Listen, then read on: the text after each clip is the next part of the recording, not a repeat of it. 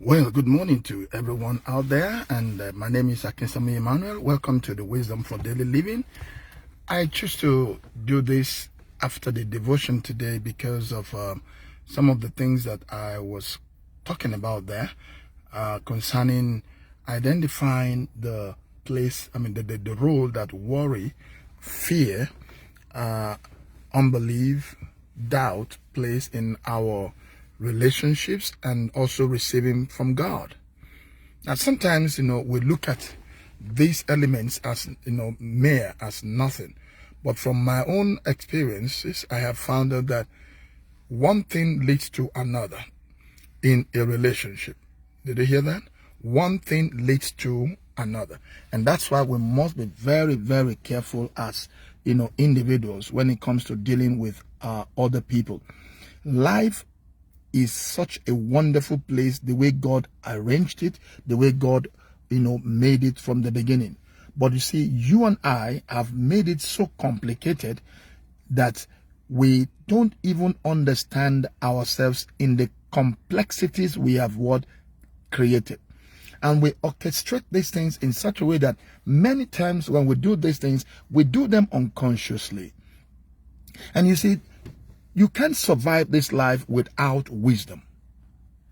I keep telling everyone that comes my way that it's not that everything that we see in life is, going to be that beautiful, going to be that good all the time. The reason for that is because there's a devil. Do you hear me? There is a devil. You see, the devil we have on the face of the earth is not the Ekwensu, the Ashitani that we have that is walking around with a long stick with two horns, like Oyibo man will tell us. You see, no, the devil we have is actually the thing that we don't understand. What actually comes around us and defeats us are things that we don't understand. Yesterday on YouTube Live, I was trying to do something on, your understanding is what determines your experiences. Your understanding is what determines your experiences. And if you don't understand certain things, you will eat that experience. You will suffer or you will enjoy based on your understanding. I don't know if anybody's getting that. So this morning, look at it. Worry, fear, doubt, unbelief, anxiety, they are everywhere. What creates them? Where do we even get this word? How did we come in contact with this word? Or these words? Where did we know them from? Genesis chapter 1. Let's see how the owner of the world made it. In the beginning, God created the heavens and the earth. Look at that, verse 1. In the beginning, God created the heavens and the earth. And verse 2, the earth was without form and void, and darkness was upon the face of the deep. And the Spirit of God was moving upon the face of the waters. Do you understand that? Now, verse 3, and God said, light be. Now, your own translation might say, and God said, let there be light. And God said, light be. And light was, because he wasn't negotiating with light, he brought it into existence. Do you understand? If you have a very good Bible. Hear this. Now, when he has done all of that, he started creating everything. Then at a point in verse 26, and he said, let us make man in our image, after what? Our likeness. And let them have dominion over the fish of the sea, the fowl of the air, and over every creeping thing that creepeth upon the face of the earth. And it was so. He did it. He created man. Now, how did he create the man? We move before we get to that one. We move now to verse 31. And God saw that everything that he has made, that he created, was very good. Underline the words, very good. Everything that God created, very good, very good, very good. That, not just good, very good. Now, when I was in primary school, we didn't know much, but I just saw the class where this thing happened. I just saw the class. I went to a very local school somewhere in Alaba Oro in Ajegunle area of Lagos, and that was my primary school. Where my primary school was, Zumratul Islamia Primary School. That was my school. My principal, my headmaster was Mr. J.A. Adeyemo. I can't forget that because he was very helpful to me to get into secondary school. Without him, I wouldn't have gotten there. God used him. through Mr. Manuel, my primary 4 teacher.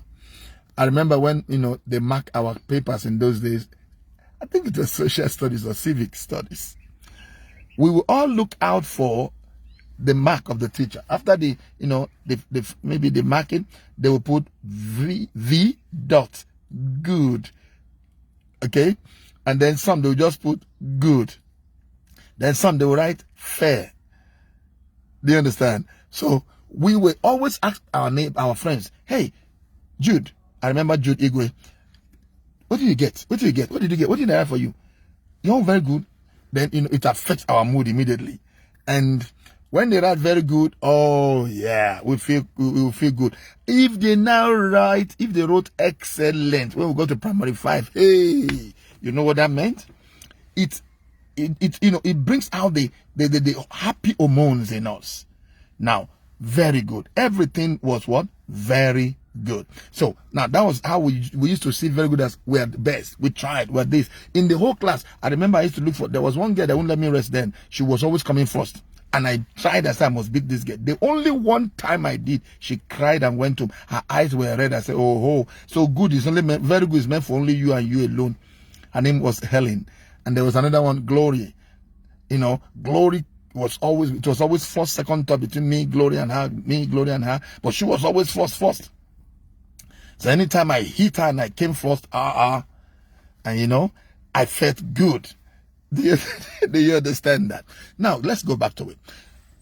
When something good happens, do you understand? I don't like being too serious about everything, because sometimes when you get too serious, you can't communicate. You think life is all about being hard, pastor hard.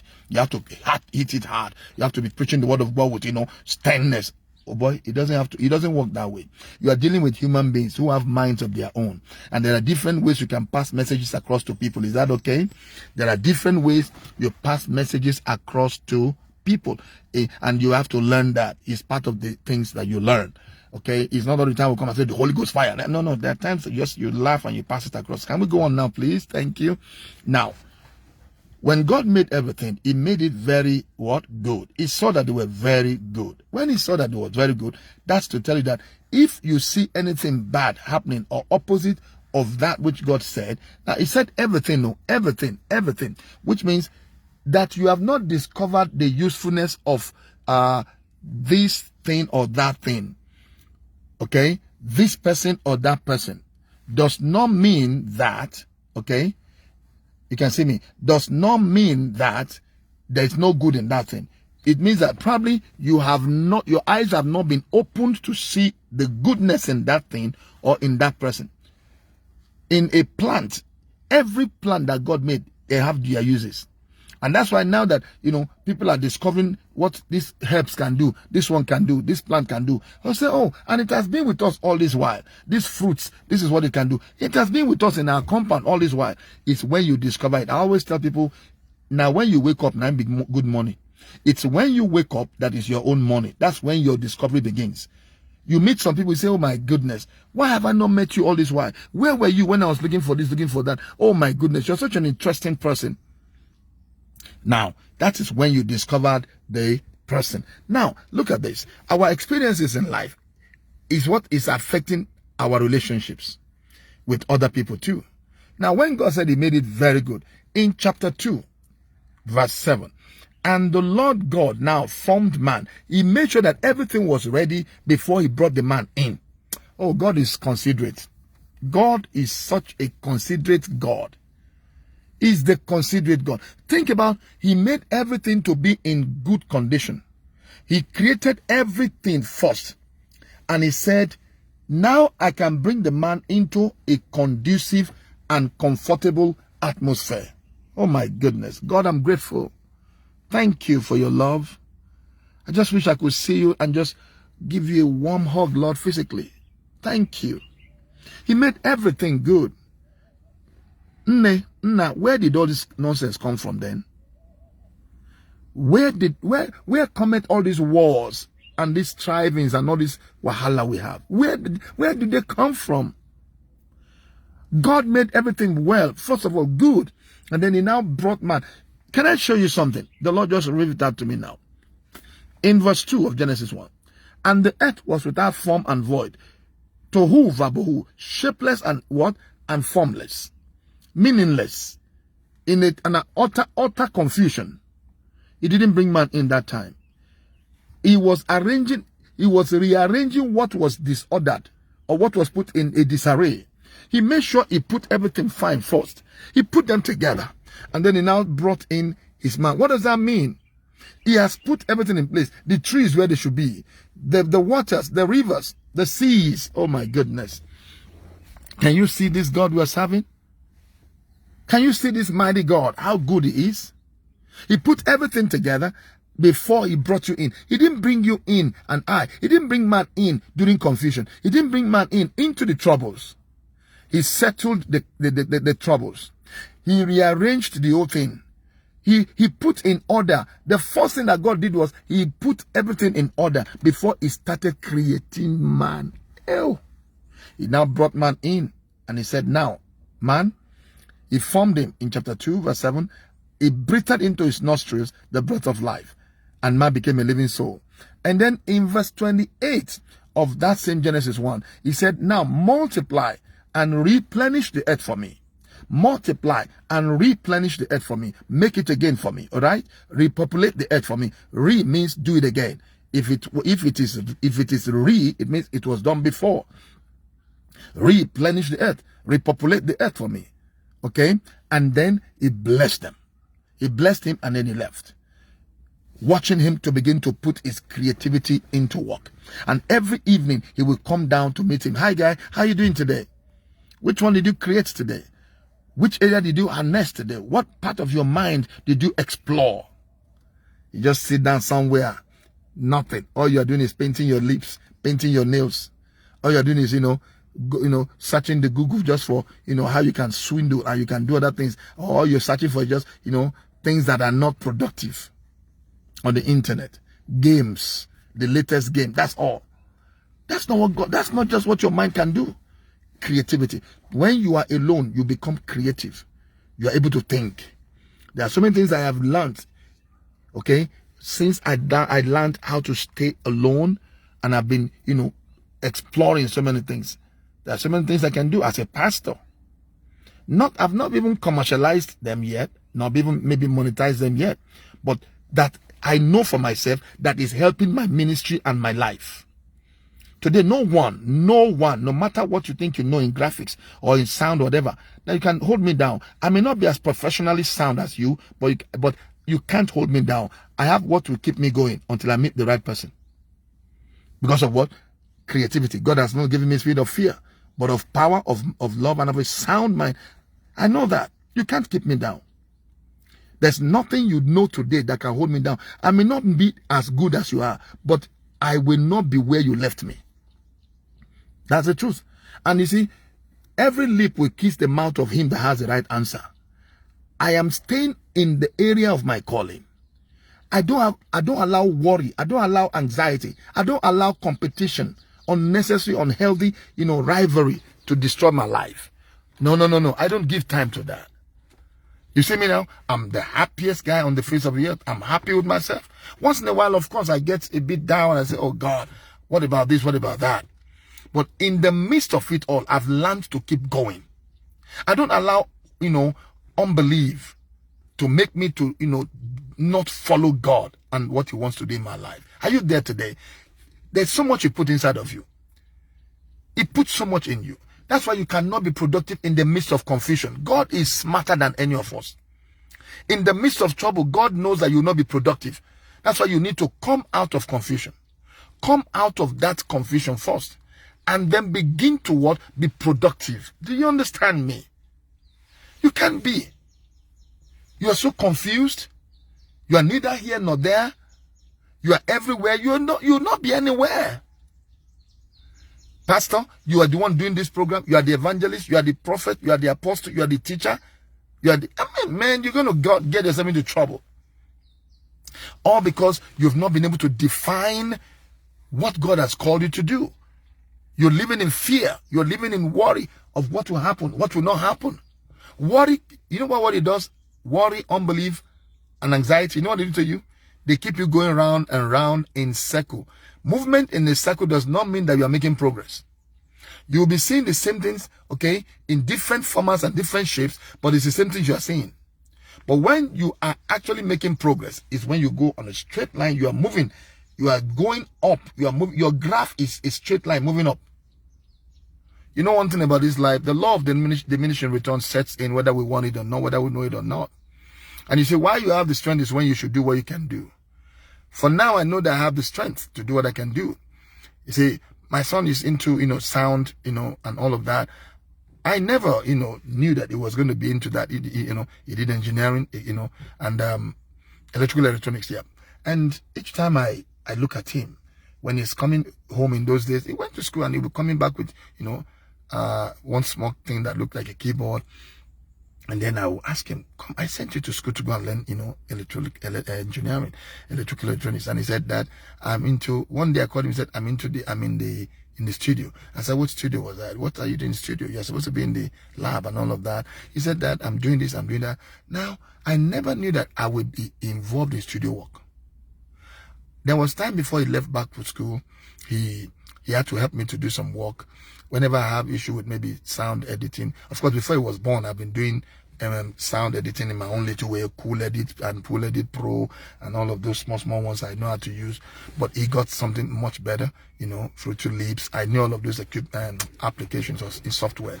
But I needed help one time. He's the same boy that I was criticizing that I don't want you to do this, I don't want you to do that. I was afraid that it was going to, deviate and miss what, he was sent to do. But can you say the truth of life? He was one that bailed me out when I was hooked somewhere. Now, it may not be his permanent assignment. He has finished his, he just finished his exams, came back home and all of that, telling me, yesterday we were talking and I said, check this for me, the sound applications I'm using. And he said, okay. He looked at it, he said, Dad, you are building your library. And this actually is best done by you. You got to do it yourself because it is your kind of music that you want that should be in the library so that whoever comes to work in here later, any song they're going to download or bring in here will be along the line of your own thinking, not the kind of music that they want. Otherwise, they will mess up the library for you. And then again, the time you close is because you should have studied your traffic. I mean, I look at the small boy I carried in those days. I said, this is a boy thinking now. He said, your closing time, is not based on whether anybody does 24 hours or not. You look at when you have the highest traffic. And so if your highest traffic is in the morning or afternoon, what are you doing till midnight? And I also went to other radio stations, internet radio stations, and I saw that some of them by 9:30, 9 o'clock, 10 o'clock, they've closed. And they are big names too. So, sometimes trying to do things like others might weary you.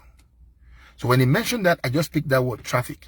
So like now, I've, queued some music there and I'm here doing another thing. Now he told me how to get the rest while I'm doing the work. Now, he's not into this radio thing as in no, but he's part of what he has learned. Now, at the end of the day, I began to tell God, I'm sorry for trying to stop that boy. Today he's helping me. Now, if a mother knows the baby or the child that will pay her off, that will bury her well, that will give her a name, she will not have, aborted. Sometimes we allow fear to abort a dream that is still incubating. Are you the type today? I want to stop now. Are you the type that have been there? You have allowed worry, anxiety, unbelief, okay, to make you to abort a dream that is still at the incubating state? You don't think it will come to pass because of certain delay, because of certain, people talking rubbish that you don't even understand them, and you allow what they are saying to make you abort your dream, to stop pursuing the dream? I have a dream of, seeing God, raising the Chaplaincy College of Health into a big clinic, a big teaching, community health hospital. I have that dream. I have the dream of seeing people, Muslims, Christians, different religions, different ethnic groups, coming to that same place for medical attention and spiritual, care. It's a dream. And God is already opening it for me gradually. And while I'm working towards that, what do? I may not be able to buy a new car. I may not be able to buy a new house. I may not be able to buy a new shirt. I may not be able to buy... If I tell you what I did this morning, I just ran to my wardrobe and brought this shirt out because at least it's my Christmas shirt. Thanks to that sister that, sent it from outside there. Sometimes somebody looked at me, one man looked at me and said, I'm not going to give you the money. if I give you the money to buy shoe, he looked at me one day and said, just shoes. I said, yeah, what happened? He said, I want you to buy a shoe, but I know if I give you the money, you will not buy it. You will push it again to church work. You know, Dr. John Alma was talking to me a few days ago. He said, this is, that was 3 weeks ago. He said, I want you to do something for yourself. Just enjoy yourself with, you know, I just want you to buy snacks or something for yourself with this. I'm giving it to you. Sometimes some people will tell me, I'm giving you the money, but I know you will not use it, so I've bought it. I have a brother like that in our church. He will always go buy the clothes. He will buy the shoes. Those days, he will buy the shirt. He will bring it. I said, why? He said, you won't buy it now. Everything is church, church, church. Now, you see, that's my passion. That is it. And you see, it's showing off. It's showing today. Some of us have eaten. Our ministries are in Mr. Biggs. Our ministries are in those eateries. Our ministries are in our cars. Our ministries are in the sports, the suits. So now, look at what you have invested into and see what your experience is now. I understand one thing, that it's a matter of time. It's a matter of time. I don't have to kill myself to get that. No. I've driven different kinds of, you know, SUVs, including the popular Range Rover, you know, sports. I'm inside a I'm a BMW person. I'm inside a BMW, you know, is it an V8? An old, you know, stuff, E39, but it's V8 engine. My children, you know, push it around now. I'm no longer bothered about this. But you see, at least I have something to move me around for now. I've seen the top, I've seen that. That was there. I told a friend, I said, I'm tired of Jeep. Come and give me, a, you know, a lower car. Friends, what's your passion? And look at the house. Well, I'm telling you this. Even the house where you stay, okay? Even the house where you stay. I have a big house, and when it was built, I told myself, I said, man, this is big. But later, the Lord began to show me some things that I can do. By the time the children grow and go out of this place tomorrow, my son told me once, he said, Daddy, your Benz, when I was using Benz 230, he said, your Benz is going to be the least of the cars in the days to come. They will use it to carry firewood. One day I saw it happen. I saw them using it to carry vegetables from Ferengada Market. He said, Daddy, when it will be our turn, it will not be the same things you're using. I said, I agree with you, understanding. So I understand that the best is yet to come. So I do not kill myself with the now.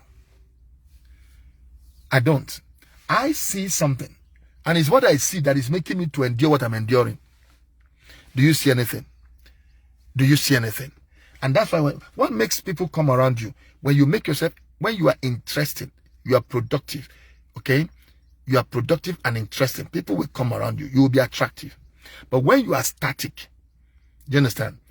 Non-creative, people will actually have nothing to look forward to. They can do without you. Whether you are there or not, there's nothing. When your presence is not felt, your absence will not be what? Missed. Make yourself useful. Did you understand me? Make yourself useful. And then you'll be missed if there's a word like that. You'll be missed or miserable. Don't mind me. Make yourself useful. Whatever your hand finds to do, do it all of your life. I pray that the Lord will give you understanding. This is all I will say this morning to you. Your understanding affects your experiences with yourself and with people. Even in the area of my health. I've come out now. I've done some work this morning. I was talking to Pastor Dave, a 70-year-old man doing exercises. On his bicycle yesterday, he did over 10 kilometers. And he called, you know, he sent a text, he said, I've just done 10-something kilometers. And I said, at 70, that's great. Look, if nobody gives you that push and that support, give it to yourself, boy. Don't go there and then they're telling you you're caca. Look at my white hair. Look, to me, it's guy. It's fun. I enjoy. That's why I style it. There are some people that have gray and they are shy. No, I style my own. I make it, you know, that's why I went back to my young days hairstyle. I decided to style it. That I'm a pastor does not mean I should be boring and all the time I should be quoting John 3:16. No, I should be interesting to myself. I should be happy with myself. I should make myself, you know, lovable too. Yes, the Bible says all men love you and speak evil of you and good of you. No. Excuse me. Is that why you should now leave yourself anyhow? That's why I style the hair. And I keep trimming it every month or 2 to 3 weeks. It depends on how it looks. I trim it. Make yourself good. Look good. Make yourself productive. When you discuss, what do you discuss? Do people want to come back to listen to you? Do you have anything that they want to, take from? There are some that may criticize you, but they stylishly go to your page. They still hear, they listen to what you have to say. Some may never even say anything about what you're doing, but they are secretly going there. You just keep sowing the seed. That's what we're doing. A time will come that your profiting will appear. Dr. John Amara told me, he said, I was watching you and following you on your Facebook page for 4 years. I never said anything. I was watching. Can you imagine? 4 years, Dr. John Amara was on my Facebook page checking all I was doing. I never knew that the connection I was going to be needing 4 years to come started with observation. What I was in. Some of you post rubbish on your Facebook pages. All you post is you go and snap picture and then show your face. The new cloth, the new post. No! Your WhatsApp status, what do you put there? So that people will know that, you have just sewn a new dress. You have a new hair, a new wave on. Is that what you put there, my dear? Put things that people can go there and form a library with your Facebook page. It can be for good, bad, and ugly things. What are you putting in your own? 4 years connection started with just mere observation. And after the 4th year, he sent me a friend request. I didn't know Dr. John Amara from Adam. But he told me, 4 years I was watching you. I was following what you're doing. I will check, I will go off. I will check, I will go off. I will not say anything. And he didn't ask for friendship. But the 4th year, he sent a friend request. I was in a barber shop, Johnson's Barber Salon, somewhere around UU Martins here in Yantrela in Jos. It all happened in this locality, in this Nungu. And I saw it, I said, oh, I quickly accepted because he's a chaplain. I saw chaplain, I said yes. And then the next thing, I sent my handbill that we're doing a program soon. And all he said was, great or something. And after that, that was how it started. The rest is what you're seeing today. The rest is what you are seeing today. That picture of that man and I is not a Photoshop.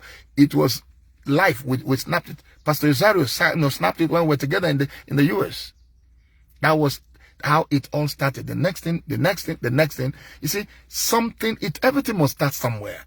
One thing will lead to another. Nobody linked me. Nobody connected me. Nobody recommended me to him. But the gift of a man will make a way for him. You are tired of what you are doing because nobody has told you, well done. Look at you. Look at you. Someone is secretly watching what you are doing that will sponsor that album, that will sponsor that book writing. Just keep writing those articles. I have to tell one of my sons to compile all our articles on Facebook for me. And let's turn it into something that, is parallelly bound, small book. I'll get someone else to do that for me. Praise the Lord. I mean, it's well over 1,000 that we have there, minus the videos that we have done. He was watching 4 years afterwards when he now spoke. Nobody is telling you well done. That's okay. Now listen, I'm not saying that you're a stone. Once in a while you feel tired, you get tired. Once in a while I feel like, yesterday I was like that. Something happened to me and I called somebody, I said, look, I'm just feeling somehow. I called another person, I'm just feeling somehow. I mean, there are people that are close to you. Let me tell you, this life, no matter how I cry, the eyes, it cannot cry blood. If you're going through pain now, no worry. Get your handkerchief. You understand? Get your handkerchief. Wipe your tears yourself and keep going. If nobody gives you handkerchief, and if you can't even buy handkerchief, tear one small cloth and begin to wipe it. And move on. I'll stop here so that you can watch this. Amen. God bless you. You learn from others' experiences. All right. And you stop feeling unnecessary, sorry for yourself. Until I come your way again, don't forget that this is Akisami Emmanuel, and this is the Voice of Faith Radio Church, part of our program, and this is Wisdom for Daily Living. Thank you for being with me today, and I want to encourage you that you should please, share this with others and try as much as you can to watch our radio program. We are right now on Simple Radio, and also we are on Cloud Radio. When you download them from the Play Store or from Apple, Store, just download them and search for Voice of Faith Radio Church. The morning hours is from 6:30 till 12:30, and then the afternoon ends at 3 o'clock. And the night belt is from 6 to 10 in the night. We end 9 to 10 in the night. Okay. Now we walk by the Spirit. If the Lord, helps us, we'll do the best we can within that time. But this period now, between now and that time, it's a one-stop shop. a one-stop kitchen. That's what Voice of Faith Radio Church is. It's a one-stop kitchen for all your spiritual menu and mental, alertness. You're going to get all you need there. For all you need, just tune in to that internet radio. Okay, with this internet radios, I've proved it. You can, with 60 MB, okay, listen to our radio for over 1 hour. And no matter how weak your network is, just try Simple Radio. And if you want to record anything at all that we are doing, try Cloud Radio. There's a white button there. You just click it and you record. God bless you. I hope these guys will pay me for this advert. Have a wonderful day. Shalom. Well, in case you want us to talk, I always drop my number. It's 080-3589-2801. 080-3589-2801. God be with you. Shalom.